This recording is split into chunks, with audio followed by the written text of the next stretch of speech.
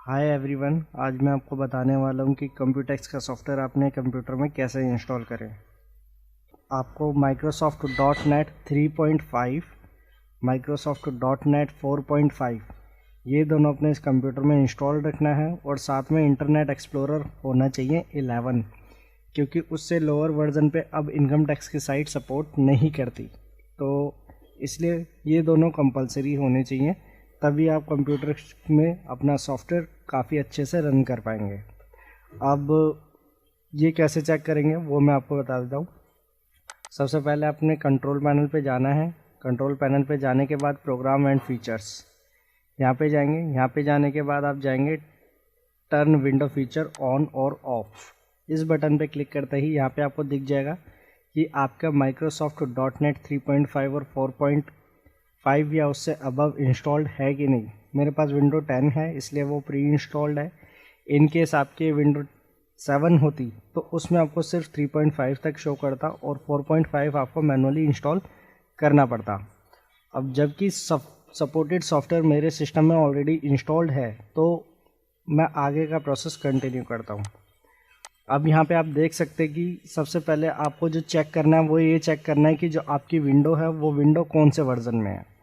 Right click करके my computer की properties हम चेक करेंगे और विंडो जो है यहाँ पे मेरी 64 बिट है। अगर आपकी 32 बिट है तो आपको 32 बिट वाला ही सेटअप रन करना है, और यहाँ पे मेरी ये 64 बिट की विंडो है तो मैंने 64 बिट का सेटअप रन करूँगा। और सेटअप का लिंक मैं आपको डिस्क्रिप्शन में डाल दूंगा, वहाँ से आप चाहें तो डाउनलोड कर सकते हैं। यहाँ पे मैंने पहले ही एक सेटअप डाउनलोड कर रखा है 64 बिट का। इसको राइट क्लिक करके हम चाहें तो रन एज एडमिन कर लें या फिर एक्सट्रैक्ट फाइल कर लें। डेस्कटॉप पे ही मैंने इसको फाइल को एक्सट्रैक्ट कर लिया है और ये फ़ोल्डर एक्सट्रैक्ट हो चुका है, आप देख सकते हैं यहाँ पे। इसको हम इंस्टॉल करने के लिए प्रोसेस स्टार्ट करते हैं आगे। फ़ोल्डर ओपन करा मैंने, सेटअप पे जाते हैं, राइट क्लिक करके रन एज एडमिनिस्ट्रेटर या ओपन जो मर्जी करें, कोई फ़र्क नहीं पड़ता, वो ऑटोमेटिकली रन उसी पे होएगा। रन एज एडमिन करने के बाद यस करेंगे इसको। यस करने के बाद next, I accept the agreement, next. यहाँ पे थोड़ा सा आप ध्यान देंगे, बाय डिफ़ॉल्ट जो आपका लिखा आएगा वो आएगा सी ड्राइव, बट सॉफ्टवेयर आपको सी ड्राइव में कभी इंस्टॉल नहीं करना, क्योंकि इसका मेन रीज़न ये है कि आपकी सी ड्राइव में विंडो इंस्टॉल्ड होती है। सी ड्राइव में विंडो इंस्टॉल होने के कारण जब भी कभी आपके कंप्यूटर पे विंडो क्रैश होती है या विंडो करप्ट हो जाती है, तब सबसे पहले सी पार्टीशन फॉर्मेट किया जाता है, जिससे कि आपका डाटा लॉस होने के काफ़ी चांसेस होते हैं। इस वजह से आपको सी ड्राइव हटा के आपके कंप्यूटर में कोई भी अदर ड्राइव हो, डी, एफ, जी, ई, कोई भी ड्राइव हो, उन ड्राइव में आप इंस्टॉल कर सकते हैं। बस आपका सफिशिएंट स्पेस उसमें अवेलेबल होना चाहिए। सी ड्राइव में मैं नहीं कर रहा हूँ, मैं इंस्टॉलेशन करूँगा अपनी डी ड्राइव में। फिर मैं सेलेक्ट करता हूँ यहाँ पे सी की जगह डी कॉलन, और उसके बाद इसको कर देता हूँ नेक्स्ट। अब यहाँ पे आपके जो सब सॉफ्टवेयर्स हैं जो आप यूज़ करते हैं वो ऑलरेडी आपको शो हो रहे होंगे, तो ज़्यादा स्पेस ये लेगा नहीं, तो मेरा सजेशन ये रहेगा कि आप सभी को सेलेक्ट रखें, लास्ट में एफबीटी और सेलेक्ट कर दें।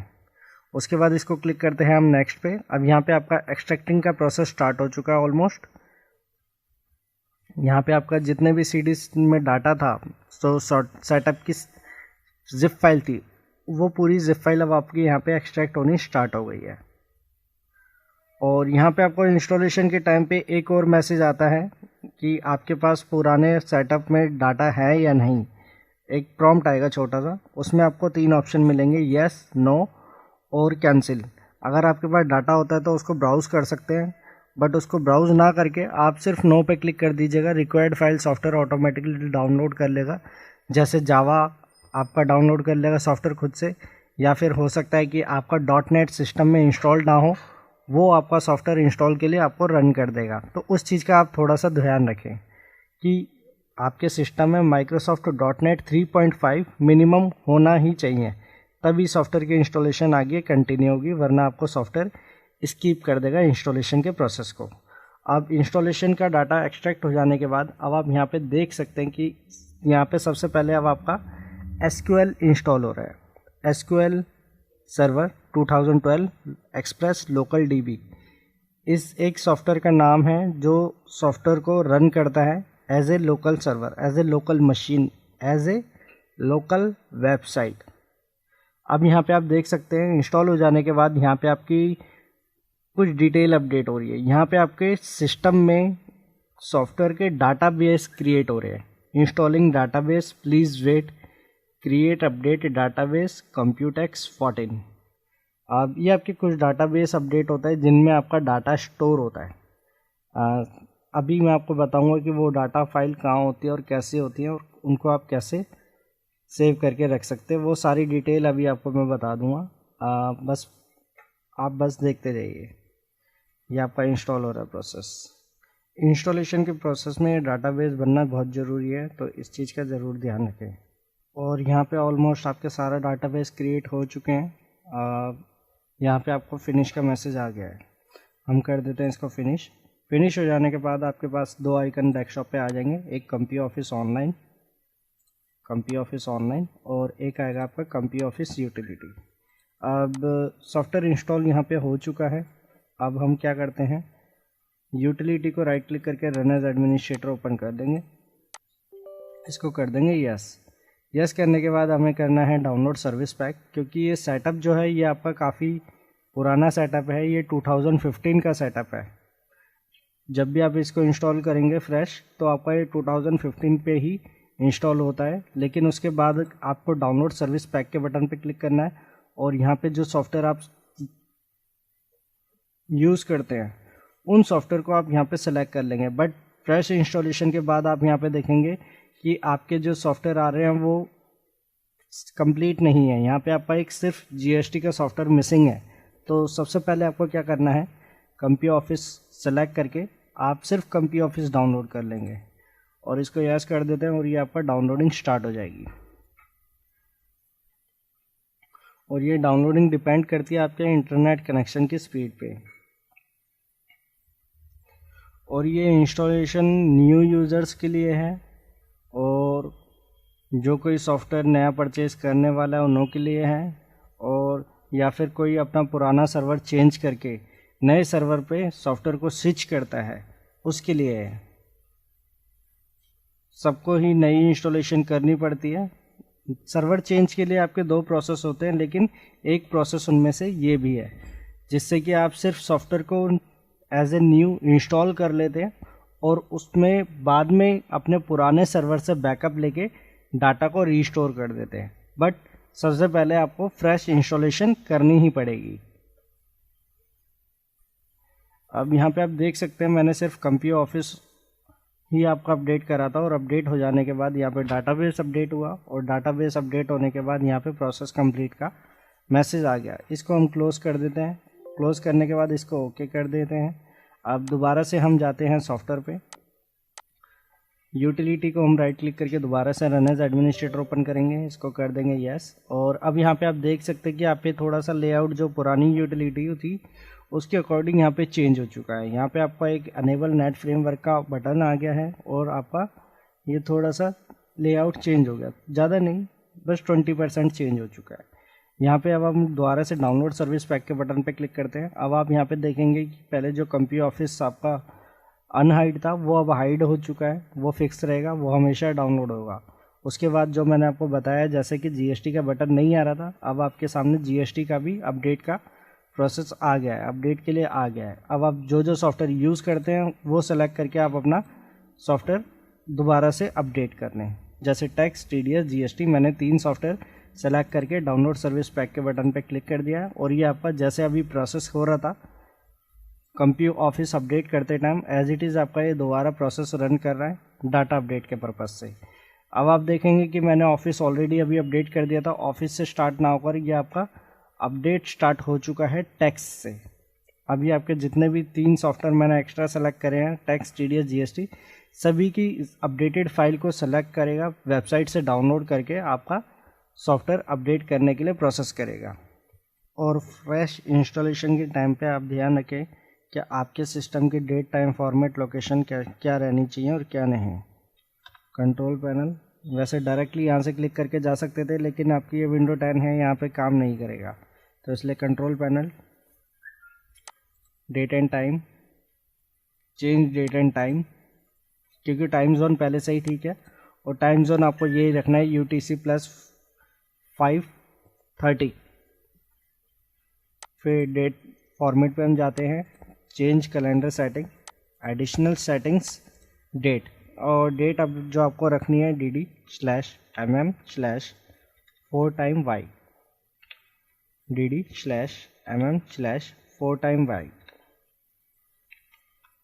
और उसके बाद टाइम के फॉर्मेट में हम आएंगे HH:MM तो नहीं, TT:T भी हो सकता है, कोई फ़र्क नहीं पड़ता, लेकिन स्टार्टिंग में डबल H होने चाहिए स्मॉल में।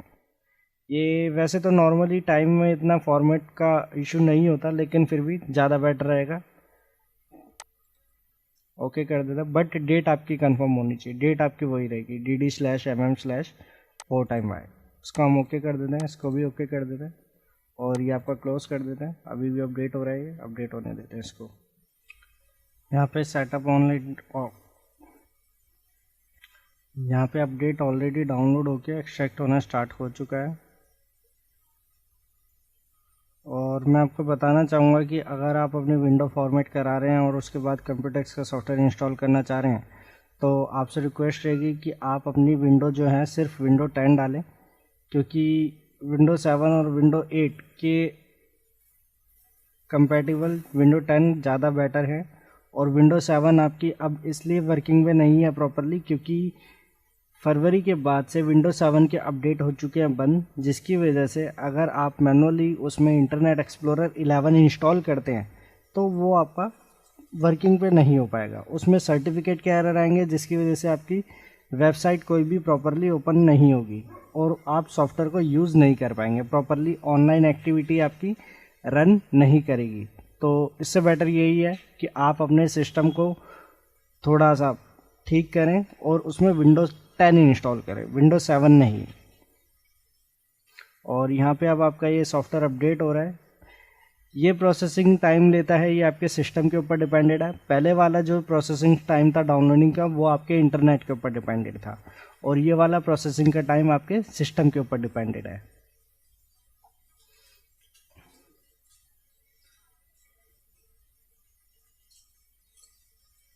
और ये आपको मैसेज आ गया है प्रोसेस कंप्लीट, तो इसको हम कर देते हैं क्लोज। और क्लोज करने के बाद दोबारा से प्रोसेस कंप्लीट को क्लोज। अब सॉफ्टवेयर आपका यहाँ पे इंस्टॉल हो चुका है, सॉफ्टवेयर अपडेट भी हो चुका है।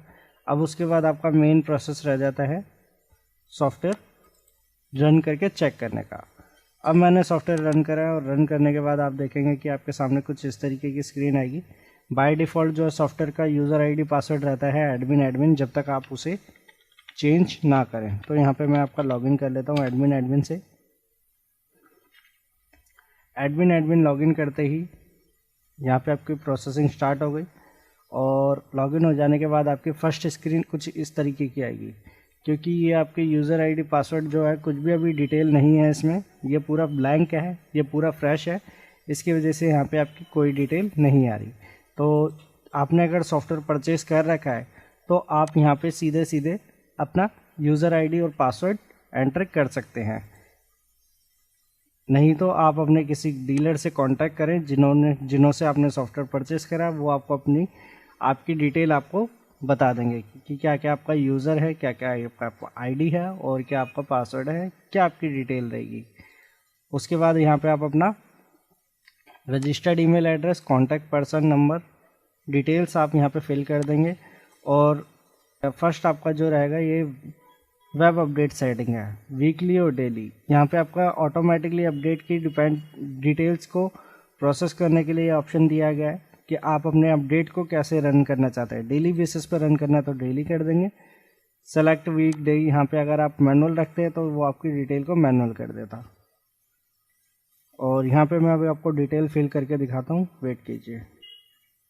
यहाँ पे मैंने लाइसेंस की डिटेल फीड कर दी है, और लाइसेंस की डिटेल फीड होने के बाद यहाँ पे वैलिड यूज़र आईडी के बटन पे हम क्लिक करेंगे, और यहाँ पे आपको मैसेज आ जाएगा ग्रीन कलर से यूज़र अवेलेबल, और इसको हम फिर कर देते हैं सेव।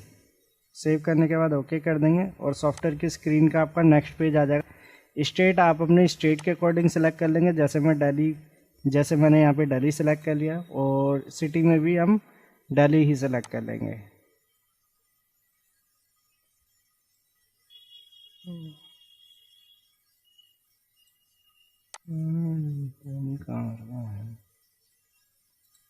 डेली। उसके बाद नीचे की डिटेल कुछ ज़्यादा आपकी इम्पोर्टेंट नहीं है, क्योंकि आपका यहाँ पे कंप्यूट वेट स्टेट बोला गया है। कंप्यूट वेट स्टेट आपका अब वेट यूज़ नहीं होता ज़्यादा, तो इसको आप इग्नोर कर सकते हैं।